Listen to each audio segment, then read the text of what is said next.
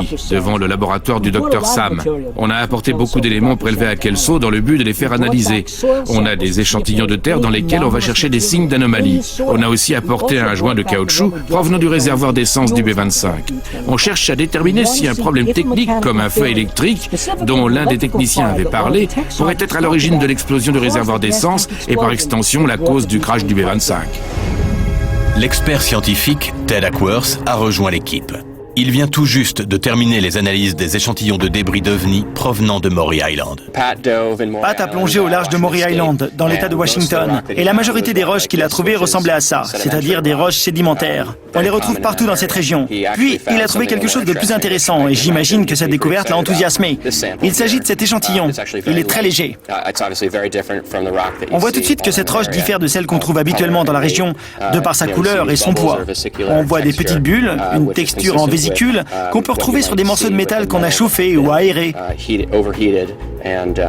Donc, cette scorie aurait pu être un morceau de métal qui a été chauffé, qui a fondu et qui a été largué depuis l'OVNI. En réalité, c'est une roche éruptive. C'est une roche qui a été formée par une activité volcanique.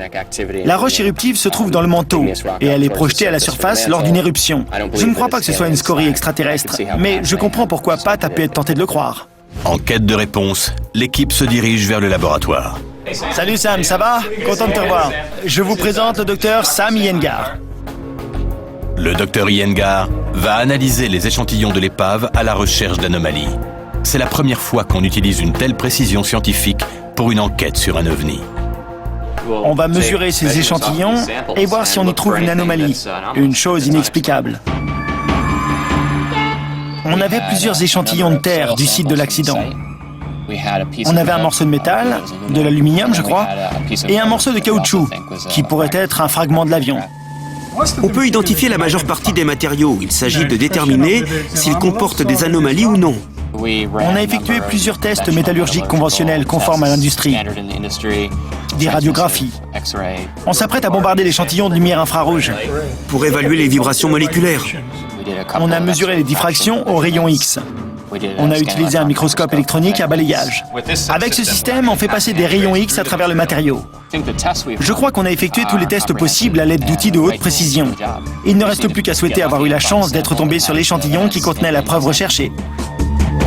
Une fois les tests terminés, les résultats indiquent une tendance intéressante. J'ai pris un échantillon du côté sectionné du morceau d'aluminium et je l'ai analysé par diffraction. Vous voyez ici, c'est le résultat. Alors